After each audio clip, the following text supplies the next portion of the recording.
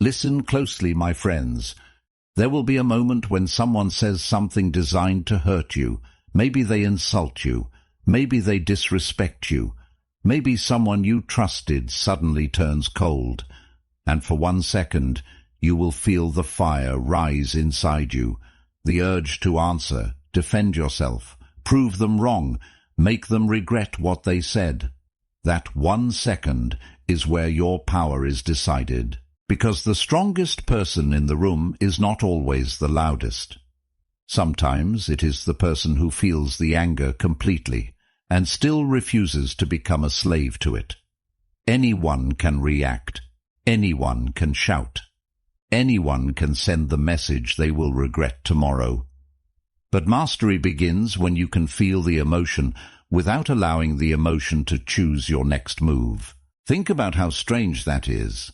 Someone can say 5 words to you, and suddenly they control your heartbeat, your mood, your concentration, and the next 3 hours of your life. They walk away, but their words remain inside your head. They return to their life, while you keep fighting an argument that is already over. If someone can disturb your peace simply by pressing the right emotional button, then they don't need to control your life. They only need to control your reaction. The Stoics saw this thousands of years ago. Epictetus understood that events themselves do not automatically determine our inner experience. Our judgments about those events matter. Marcus Aurelius lived surrounded by betrayal, war, political pressure, death, criticism, and people who wanted things from him. Yet his philosophy kept returning to one battlefield, the battlefield inside the mind. You may not control what enters your life, but you can train what happens next inside you. And this is where most people misunderstand emotional strength. They think mastering your reaction means becoming emotionless. It doesn't. A stone does not react because a stone cannot feel. You are not trying to become a stone. You are trying to become a person who can feel anger without becoming anger, feel fear without becoming fear, feel disappointment without allowing disappointment to decide his identity, because there is a space between what happens and what you do about it. That space may be only a few seconds, but inside those seconds lives your freedom. The insult arrives, the emotion rises, then comes the choice: speak or pause, attack or observe, revenge or discipline. That tiny space is where a reactive person becomes a self-mastered person. And here's the part most people never realize. You don't lose control in the moment you explode. You lose control much earlier when you allow another person's behavior to decide what kind of person you will become. If someone is cruel and you become cruel, they have already changed you. If someone brings chaos and you carry it home, their chaos has entered your private world. The victory is not making them suffer. The victory is refusing to let their behavior rewrite your character. Imagine a Roman soldier standing before an enemy who is trying to provoke him into making a reckless move. The enemy doesn't necessarily need to defeat him physically. He only needs to make him abandon discipline. One impulsive step can expose the entire formation. One uncontrolled reaction can destroy years of training. Your life is not so different. Sometimes the person provoking you is not trying to win an argument. They are trying to make you abandon the person you said you wanted to become. So what happens when you stop reacting automatically? You become difficult to manipulate, difficult to provoke, difficult to emotionally blackmail. You begin seeing situations before entering them. You stop giving every stranger access to your nervous system. You stop explaining yourself to people who have already decided what they want to believe. And slowly, something changes. Your peace stops depending on how carefully everyone else behaves. In this video, we are going through 7 powerful lessons that will teach you how to master your reaction. When someone disrespects you, when life disappoints you, when people misunderstand you, when anger rises, and when everything inside you wants to react immediately. Because life will keep testing you. People will still disappoint you. Someone will still misunderstand you. Someone will still try to provoke you. Things will still happen that you never asked for. The goal is not to build a life where nothing disturbs you. The goal is to build a mind that knows what to do when something does. And by the end of this video, you may realize something uncomfortable. The real battle was never about controlling other people. It was about finally becoming the kind of person who does not need to. Lesson 1. Pause before you become what hurt you. The first reaction is usually the least intelligent one, not because you are weak, but because emotion arrives faster than reason. Someone insults you, your body tightens, your heart accelerates. Your mind instantly starts preparing a defense. In that moment, you don't really want justice. You want release. You want to throw the pain back at whoever gave it to you. And that is exactly why the first few seconds matter more than you think. Imagine a Roman commander standing on a battlefield while thousands of men are screaming around him. Smoke is covering the sky. Horses are moving through the dust. An enemy has just broken through part of the formation. Every instinct tells him to move immediately, but if he reacts blindly, he may send hundreds of soldiers into the wrong direction. The battlefield doesn't reward the fastest emotional reaction. It rewards the person who can remain clear, while everyone else becomes confused. Your life has smaller battlefields, but the principle is the same. A message you didn't expect. A disrespectful comment, a partner saying something that hits an old wound, a colleague taking credit for your work, a stranger insulting you. The situation happens in seconds, but your mind can continue fighting it for hours. You replay the sentence. You imagine the perfect response. You create conversations that never happened. The other person has already forgotten it, while you are still carrying the weapon they handed you.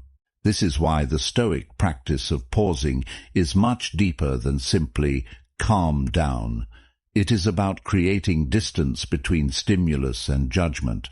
Epictetus taught that our impressions arrive before our deliberate judgment. Something happens, the mind immediately produces an impression, and then we have the opportunity to examine it. That examination is where discipline begins. The first thought is not always your choice. The second thought can be. Think of a blacksmith holding a piece of burning metal. He doesn't strike it randomly because the metal is hot. He waits for the right moment, positions it carefully, and then strikes with purpose. Your emotion is similar. Anger contains energy. Fear contains information. Disappointment contains pain. But raw emotional energy without direction can damage the very thing you're trying to protect. You don't need to destroy your emotions. You need to learn how to hold them before you act. Modern psychology gives this principle another layer. When emotional arousal becomes intense, your ability to think calmly and evaluate consequences can become impaired. Your brain becomes more focused on immediate threat and immediate relief. That is why people send messages they later delete, say things they cannot take back, make decisions they regret, or walk away from relationships during moments that could have been handled differently. The emotion feels permanent because it is loud, but intensity is not the same thing as truth. So create a rule for yourself. Never make an important decision at the peak of an emotion. If you're furious, wait. If you're terrified, breathe. If you're deeply hurt, give yourself time before responding. You don't have to ignore the problem. You don't have to surrender your boundaries. You simply refuse to let a temporary emotional storm write a permanent sentence for your life. There is enormous strength in saying, "I'll respond later." Not because you are afraid to speak, but because you respect your future self enough to choose your words carefully. Anyone can react in the heat of the moment. It takes discipline to let the heat pass before deciding what deserves to be said. Marcus Aurelius understood that the mind could either be dragged around by impressions or trained to examine them. That is why Stoicism was never simply about looking calm. It was about building an inner structure strong enough to withstand pressure. A calm face means nothing if the mind behind it is still being controlled by every external event.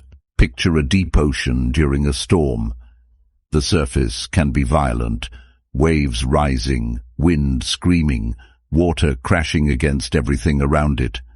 But far beneath the surface, the water can remain remarkably still. That is the kind of mind you are training. Life can become loud without forcing you to become loud. Someone can lose control without taking yours away. A situation can become chaotic without making chaos your identity. And here's the uncomfortable truth. Sometimes the person who hurt you expects a reaction. They know exactly which sentence will make you angry. They know which subject will make you defensive. They know how to push the button.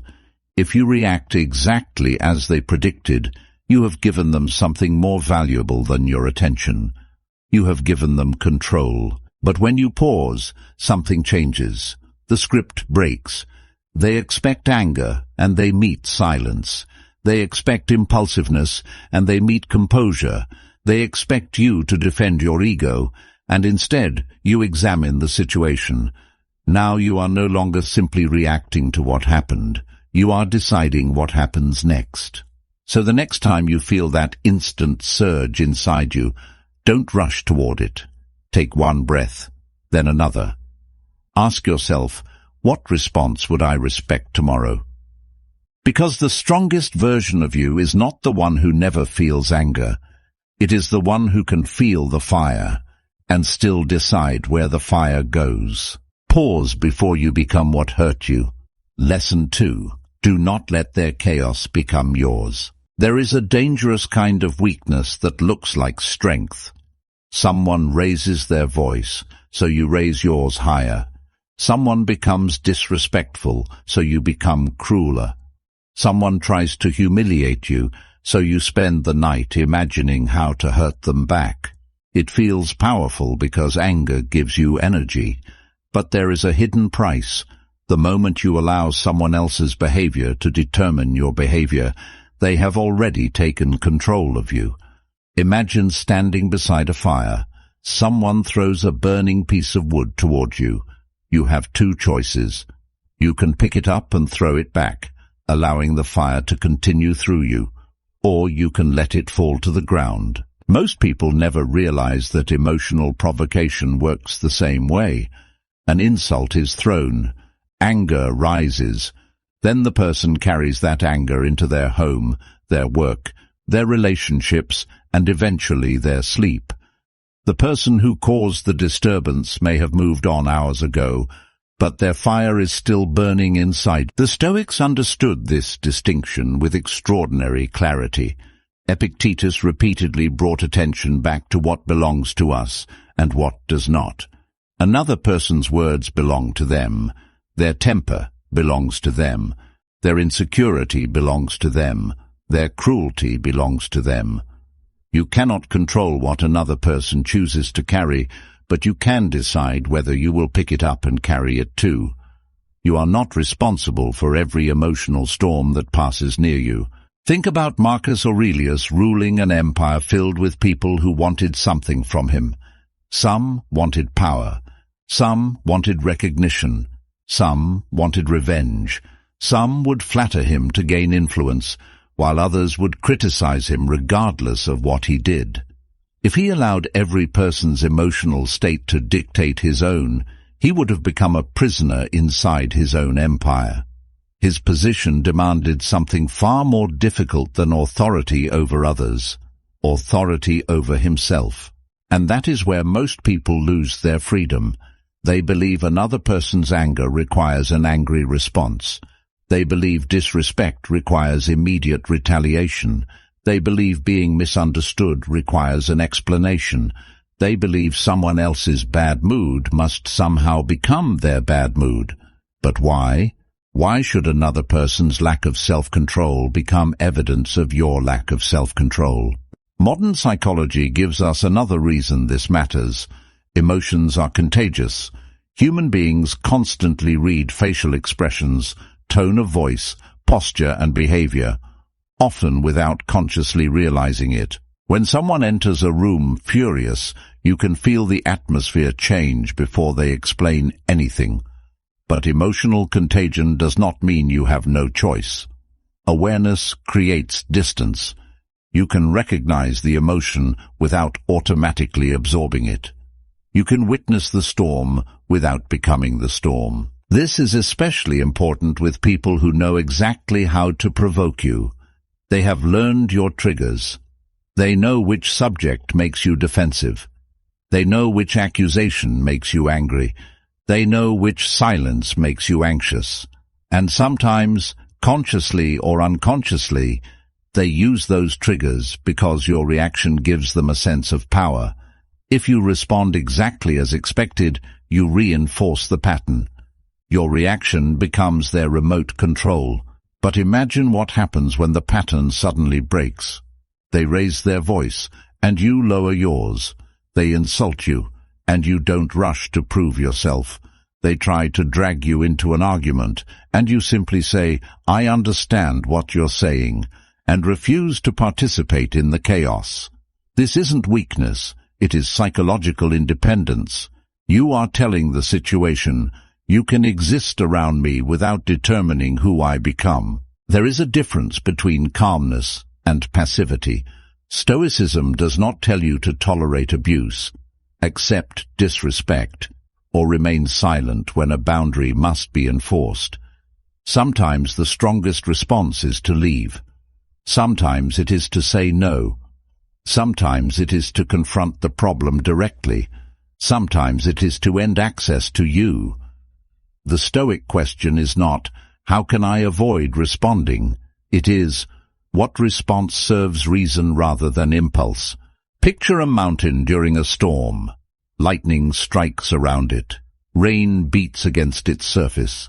Winds scream across its peak. The mountain does not need to chase the storm away to remain a mountain. It does not argue with the wind. It does not become smaller because the sky becomes violent. It simply remains rooted. Your goal is not to become emotionally numb like stone. Your goal is to become rooted enough that another person's emotional weather cannot constantly rearrange your inner world. So the next time someone brings chaos toward you, notice the moment when your body wants to immediately answer. Notice the heat in your chest. Notice the urge to defend yourself. Then ask one question. Is this emotion mine, or did I just pick it up? That question can create the distance you need. Because not every battle deserves your blood. Not every insult deserves your voice. Not every person's chaos deserves a room inside your mind. Master your reaction, and you stop giving other people the power to decide who you become. Lesson 3. Separate what happened from what you assume. One of the most dangerous things about your mind is that it can turn a simple event into an entire story. Someone doesn't reply to your message, and suddenly you decide they don't respect you. Someone walks past you without saying hello, and your mind whispers that they dislike you. Someone gives you a short answer, and you spend the next hour wondering what you did wrong. The event lasted 5 seconds. Your interpretation can last 5 hours. This is where mastering your reaction becomes much deeper than simply staying calm. You have to learn the difference between what actually happened and what your mind added afterward. The Stoics understood that an impression is not automatically a fact. Something appears before your mind, but you still have the responsibility to examine it before giving it the power to control you. Imagine a messenger arriving at the gates of an ancient Roman city and saying, "The enemy is approaching." Panic spreads immediately. Soldiers reach for their weapons. People begin preparing for disaster. But a disciplined commander asks one question before moving the entire army. What exactly do we know? Maybe the enemy is approaching. Maybe a small group was mistaken for an army. Maybe the information is incomplete. A wise commander does not fight an assumption. He waits for reality. Your mind needs the same discipline. Someone says, "We need to talk," and your imagination immediately creates 10 possible disasters. Someone doesn't invite you somewhere, and you conclude that nobody values you. You see someone succeeding, and your mind creates the story that you are falling behind. You are no longer reacting to reality. You are reacting to a movie your mind created about reality. Modern psychology gives this pattern a name. Our minds constantly interpret incomplete information. We make assumptions about other people's intentions, predict outcomes, and search for explanations. Sometimes those interpretations are correct. Sometimes they are completely wrong. The danger begins when you treat an interpretation as if it were evidence. A thought can feel convincing without being true. Think about a shadow on a wall at night. From a distance, it can look like a person standing in the room. Your heart reacts before you investigate. Then you turn on the light and discover it was only a coat hanging from a chair. The fear was real, but the threat wasn't. Your emotional reaction doesn't prove that your interpretation was accurate. Emotion tells you what you feel, not necessarily what is true. This is why Epictetus placed so much importance on examining impressions. Before saying, "They disrespected me," ask, "What exactly did they do?" Before saying, "They hate me," ask, "What evidence do I actually have?" Before saying, "My life is falling apart," ask, "What specifically is happening right now?" These questions may sound simple, but they interrupt the automatic story and bring your mind back to reality. And sometimes the truth will be uncomfortable. Maybe someone really did disrespect you. Maybe someone really is treating you unfairly. But even then, separating the event from the story gives you power. You can respond to the actual behavior instead of reacting to everything your imagination has built around it. There is a huge difference between saying, "He didn't answer my message," and saying, "He ignored me because he doesn't care about me." The first is an observation. The second is a conclusion. One gives you information. The other can create anger, insecurity, resentment, and unnecessary pain. So when something triggers you, slow the process down. What happened? What am I assuming? What do I actually know? That small interrogation can save you from hundreds of emotional reactions, because sometimes the person you're angry with never intended to hurt you. Sometimes the rejection you feared never happened. Sometimes the disrespect was only a misunderstanding. And sometimes the enemy you have been fighting all day was not another person at all. It was the story your mind created when you didn't have all the facts. Master your reaction by mastering your interpretation. Do not let an assumption become an emotion, and do not let an emotion become a decision. Lesson 4. Respond with purpose, not impulse. A reaction asks one question. How do I feel right now? A response asks a far more powerful question. What should I do now? That difference may look small, but it separates people who are controlled by emotion from people who can command themselves under pressure. Your first impulse wants relief. Your disciplined mind wants the right outcome. And those two things are often not the same. Imagine a Roman commander receiving terrible news in the middle of a campaign. Supplies are running low.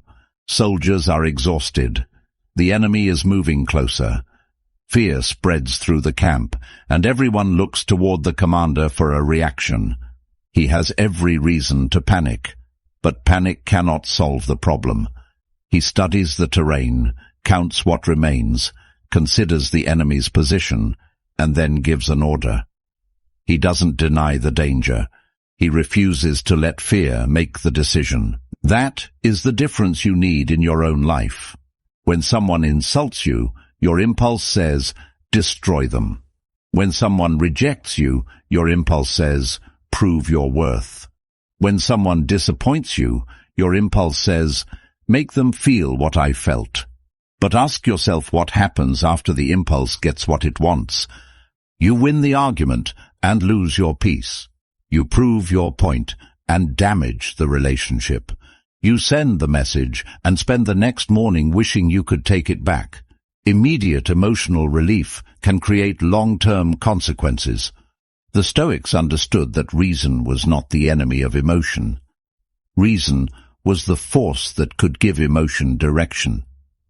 Marcus Aurelius repeatedly reminded himself to return to the task in front of him instead of being dragged around by impressions. He was not trying to eliminate every emotion. He was training himself not to become its servant. A disciplined mind does not ask emotion for permission to act. It listens, examines, and then decides. Modern psychology points toward the same principle through response inhibition and self-regulation. The brain can generate an automatic impulse before conscious reasoning has fully evaluated the situation. But an impulse is not an instruction. You can experience the urge to shout without shouting.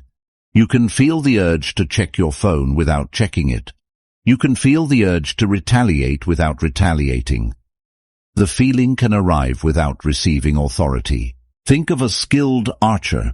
When the wind changes, he doesn't throw the bow down in frustration. He doesn't shoot blindly because he is impatient. He adjusts his aim. He waits for the right moment. Then he releases. Your emotions are like the wind. You cannot always stop them from moving through you, but you can learn how to adjust your aim before you act. This becomes especially important when someone is deliberately trying to provoke you. Some people don't actually want a solution. They want a reaction. They want you angry because your anger makes you easier to predict. Once you become predictable, they know which button to press. But imagine pressing a button that no longer produces the expected result. That is where emotional independence begins. Someone raises their voice, and you lower yours. Someone insults you, and instead of defending your ego, you ask whether their words contain anything useful. Someone tries to drag you into an argument, and you calmly decide whether the conversation deserves your energy. You are not surrendering, you are choosing the battlefield. And sometimes the most powerful move is refusing to enter a battle that exists only because someone else wants you inside it. This does not mean becoming passive. A purposeful response can be extremely firm. You can say, "Do not speak to me that way." You can leave. You can create distance. You can end a relationship. You can report harmful behavior. You can protect yourself. The difference is that your action comes from judgment, not emotional explosion. Anger may tell you that a boundary has been crossed. Wisdom decides what the boundary should be. Think about a firefighter entering a burning building. He doesn't run in screaming at the flames. He doesn't fight the fire emotionally. He assesses the heat, finds the source, chooses the correct equipment, and acts. The danger is real, but panic would make the danger worse. Your difficult moments require the same mindset. Do not add your own chaos to the chaos already happening. So when emotion rises, create a simple mental sequence. Notice, pause, examine, choose. Notice what you're feeling without pretending it isn't there. Pause long enough to prevent the first impulse from becoming an action. Examine what actually happened and what outcome you want. Then choose the response that your future self will respect. Because every reaction is training. Every time you explode, you make exploding easier. Every time you pause, you make discipline easier. Every time you choose reason over impulse, you strengthen the identity of the person you are becoming. And one day, something that once controlled you will happen again. The insult will come, the pressure will rise, the old trigger will appear. But this time, something will be different. You will feel the reaction and still remain in command. That is not suppression, that is mastery. Lesson 5. Stop needing everyone to understand you. One of the most exhausting ways to live is constantly trying to correct the version of you that exists inside other people's minds. Someone misunderstands your intention, and you immediately feel the need to explain. Someone judges you unfairly, and you begin building your defense. Someone tells a story about you that isn't true, and suddenly your entire day becomes a courtroom where you are both the defendant and the lawyer. But there is a point where explaining yourself stops being communication and becomes emotional slavery. Imagine a philosopher standing in the middle of a crowded Roman marketplace. Hundreds of people are talking, arguing, buying, selling, judging one another. Now imagine one person pointing at him and saying something completely false. Does he stop his entire journey to convince that stranger? If he did, another person would speak tomorrow, and another the day after. He would spend his life running behind opinions that constantly change. A person who needs everyone to understand him can never walk freely. Epictetus understood something painfully simple. You cannot control another person's judgment of you. You can control your intention, your conduct, and the principles by which you live. Someone may call you arrogant when you are simply quiet. Someone may call you weak because you refuse to argue. Someone may call you selfish because you finally established a boundary. Their interpretation is not automatically your identity. This does not mean you should ignore every criticism. That would be another form of weakness. The mature response is to examine criticism without becoming dependent on it. Ask, is there truth here? If there is, learn.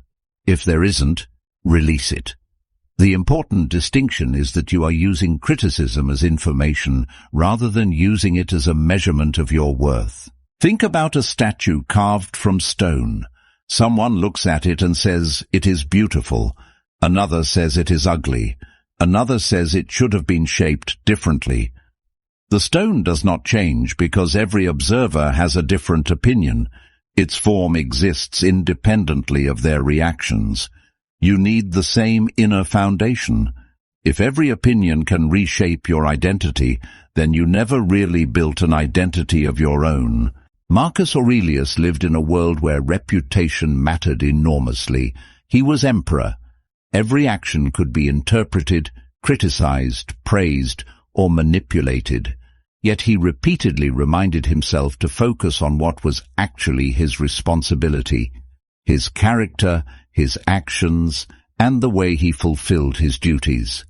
He could not command every person's opinion. Even an emperor cannot rule another person's mind.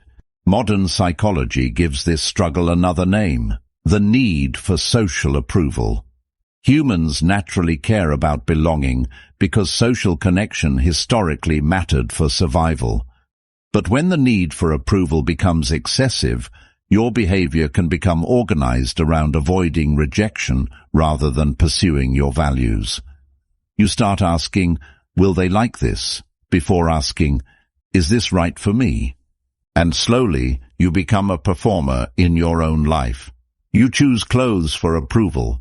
You speak for approval. You hide opinions for approval. You tolerate disrespect for approval. You stay in places that drain you because leaving might disappoint someone. You post something and repeatedly check who reacted. You accomplish something and immediately look outward for validation.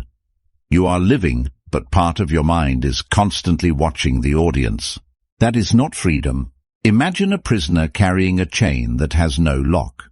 The chain is made from imagined opinions. What will they think? What if they judge me? What if they don't approve? What if they misunderstand? The prison exists because you keep treating their perception as a command. The Stoics would ask you to return to your own sphere of responsibility.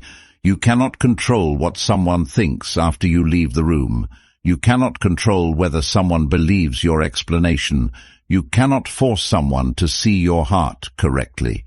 What you can control is whether you acted honestly, whether you treated people fairly, whether you kept your principles, and whether you can look at yourself without shame. And sometimes the hardest thing you will ever do is allow someone to misunderstand you, not because you don't care, but because you finally understand that peace is sometimes more valuable than being correctly perceived.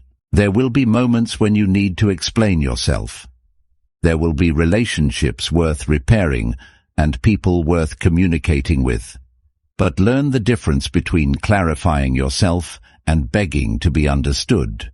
Clarify once, communicate honestly, then let people decide what they want to believe. Because if someone has already decided to misunderstand you, another 1,000 words will not give them a different heart. And this is where emotional mastery becomes visible. The old you would chase the accusation. The old you would write paragraphs. The old you would replay the conversation. The old you would lose sleep trying to prove your intentions. The stronger version of you asks one final question. Did I act according to my principles? If the answer is yes, breathe. Walk forward. Let the noise remain behind you. Because you do not need everyone to understand you. You need to understand yourself and have enough integrity to keep walking when they don't. Lesson 6. Master your reaction to disrespect. Disrespect is one of the fastest ways to reveal whether you truly control yourself. Someone speaks to you as if you are insignificant, questions your worth, humiliates you in front of others, or deliberately crosses a boundary, and something ancient inside you immediately says, "You cannot let this go unanswered." Your blood rises. Your ego demands repayment. Your mind starts constructing the perfect sentence that will hurt them more than they hurt you. But here is the question most people never ask. If someone can insult you and instantly turn you into a person you don't want to be, who actually won? Imagine a Roman soldier standing at the edge of a battlefield while an enemy walks toward him and begins shouting insults. The enemy knows he may not be able to defeat the soldier physically, so he attacks something easier to reach, the soldier's pride. He wants him angry. He wants him reckless. He wants him to leave his position and chase an emotional victory. A trained soldier understands the trap. The enemy is not trying to hurt his ears. He is trying to control his decisions. And the moment he abandons discipline to prove his strength, the enemy has already accomplished something. This is why Stoicism never taught that strength means allowing everyone to treat you however they want. That would be weakness disguised as peace. Strength means you can recognize disrespect without allowing your ego to become the commander of your response. If someone crosses a boundary, you can confront them. If someone repeatedly mistreats you, you can walk away. If someone becomes dangerous, you can protect yourself. But there is a difference between setting a boundary and seeking revenge. One protects your dignity. The other often chains your dignity to the person who offended you. Seneca wrote extensively about anger because he understood how seductive it could be. Anger can make you feel powerful precisely when you are losing control. It gives you a temporary sense of certainty. I am right, they are wrong, and they deserve what is coming. But certainty can become a prison. Once anger takes command, you stop asking what is wise and start asking what will hurt. You stop pursuing the right outcome and start pursuing emotional payment. Think about a person throwing a stone at a mountain. The stone hits the mountain and falls. The mountain doesn't chase it. It doesn't scream at the person. It doesn't move from its foundation to prove that it is stronger than the stone. The mountain remains where it stands. That is the kind of inner strength you need, not because you are incapable of responding, but because you are no longer desperate to prove that you can. And this matters because disrespect often attacks the ego more than it attacks reality. Someone says, "You're nothing," but their sentence does not magically change your character. Someone calls you weak. Their opinion does not remove your strength. Someone laughs at your ambition. Their laughter does not determine whether your goal is possible. The danger begins when you treat another person's judgment as if it were a verdict handed down by reality. An insult is information about what someone chose to say. It is not automatically information about who you are. Modern psychology also helps explain why public disrespect can feel so intense. Humans are deeply sensitive to social rejection and status threats. Being humiliated in front of others can activate powerful emotional and physiological responses because belonging and social standing have historically mattered for survival. That reaction is human. You don't need to feel ashamed of it. But feeling the reaction and obeying it are two different things. Your nervous system can sound the alarm without you handing it the keys to the house. Picture yourself standing in a room while someone tries to provoke you in front of everyone. They are waiting for your face to change. They are waiting for your voice to rise. They are waiting for you to prove that they found the button. But you breathe. You look at them. You answer only what deserves an answer. And if necessary, you leave. Suddenly the entire dynamic changes. You didn't surrender. You refused to perform for their expectations. That is real composure.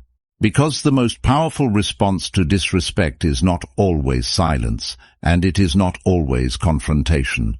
Sometimes it is a calm sentence. Don't speak to me that way. Sometimes it is distance. Sometimes it is ending access. Sometimes it is reporting behavior. Sometimes it is walking away without giving the person the emotional explosion they were trying to extract from you. The mature question is not, how can I make them regret disrespecting me? It is, what response protects my dignity without sacrificing my character? And remember this, revenge keeps the offender connected to you. If someone hurts you, and you spend days imagining how to hurt them back, they are still living inside your attention.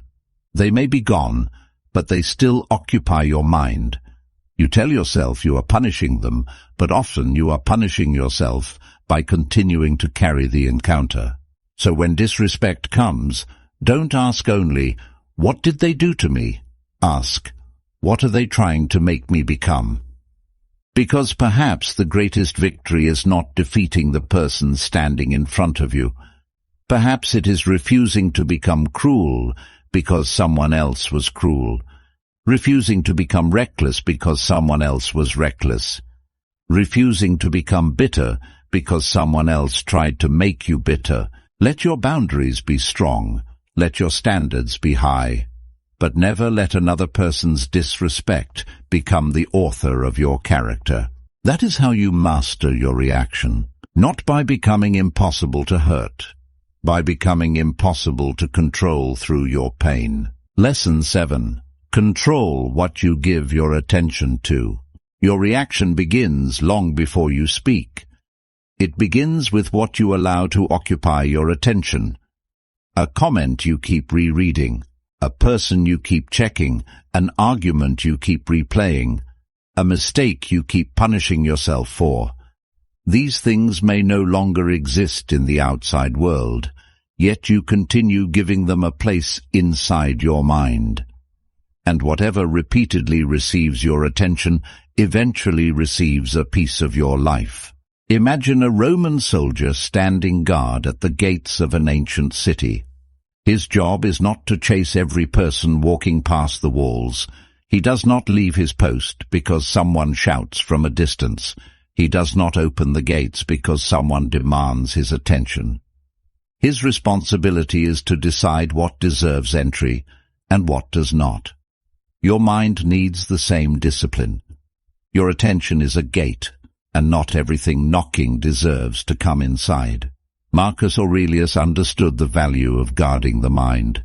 He constantly reminded himself to return to the present task, rather than allowing external noise to dominate his thoughts. Imagine being an emperor with thousands of voices competing for your attention: politicians, soldiers, enemies, citizens, family, rumors, demands. If he allowed every voice to occupy his mind equally, he would have had no mind left to govern himself, let alone an empire. The first kingdom you must learn to govern is the one behind your eyes. Modern neuroscience makes this even more important. Attention is not an unlimited resource. What you repeatedly focus on becomes easier for your brain to notice and return to. If you constantly search for criticism, you become better at finding criticism. If you repeatedly scan for rejection, neutral situations can begin to feel threatening. If you constantly consume outrage, comparison, and negativity, your mind becomes accustomed to looking for the next emotional disturbance. What you practice noticing, you become increasingly prepared to notice again. Think about a person who receives one negative comment beneath a video. There may be hundreds of people who enjoyed it, learned from it, or quietly appreciated it. But that one criticism stays in their head. They read it again. They imagine who wrote it. They construct a response. They check whether anyone agreed. Suddenly, one stranger has received more mental attention than hundreds of supportive people combined. The comment did not steal their peace. Their repeated attention gave it permission to stay. This happens everywhere. Someone posts a picture and receives one negative reaction. Someone performs well at work but becomes obsessed with one piece of criticism. Someone has a good day but spends the evening replaying one awkward conversation. Someone achieves something meaningful but immediately begins comparing themselves to somebody who has achieved more. The mind has a strange habit. It can overlook an ocean of good and stare endlessly at one drop of pain. The Stoic response is not to pretend negativity doesn't exist. It is to become selective. Ask yourself, is this useful? If the criticism contains truth, learn from it. If a problem requires action, act. If a relationship needs a conversation, have it. But if the thought is simply repeating itself without producing a useful action, you may not be thinking anymore. You may simply be rehearsing your suffering. There is a difference between reflection and rumination. Reflection asks, what can I learn from this? Rumination asks the same painful question repeatedly without moving toward an answer. Reflection produces wisdom. Rumination produces exhaustion. One turns pain into information.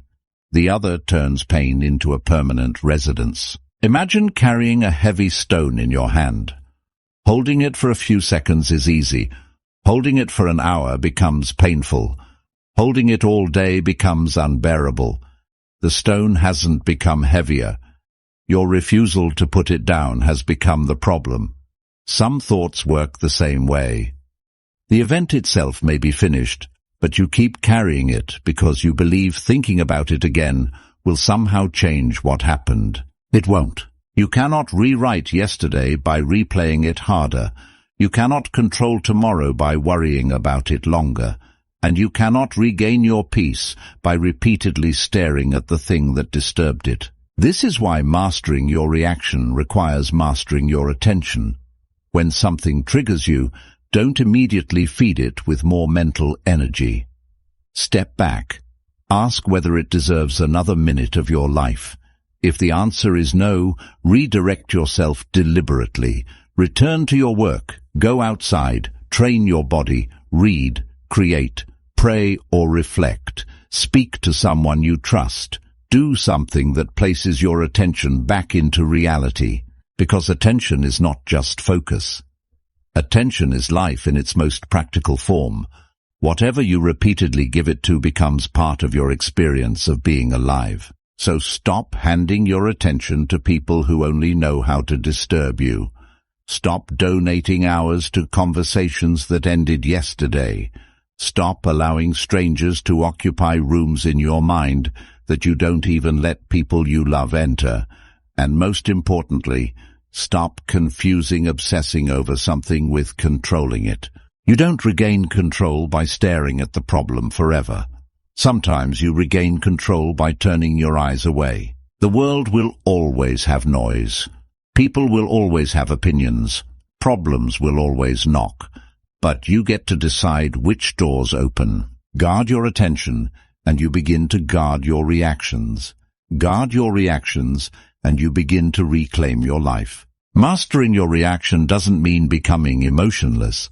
It means becoming strong enough to feel anger without becoming anger, feel pain without becoming bitter, and face disrespect without surrendering your character. In these 7 lessons, we learn to pause before reacting, refuse to absorb other people's chaos, separate facts from assumptions, respond with purpose, stop needing everyone's approval, remain composed when disrespected, and protect the attention that shapes your mind. Life will keep testing you. People will still provoke you. Unexpected things will still happen, but you no longer have to give every event permission to control who you become. The next time your emotions rise, remember this. You don't control the first feeling, but you can control what you do with it. If this video gave you a new perspective, like the video, subscribe to the channel, and share it with someone who needs to master their reactions. And in the comments, tell me, which of these 7 lessons do you need to work on the most? Because the ultimate form of strength is not controlling the world around you. It's remaining in control of yourself when the world tries to pull you apart.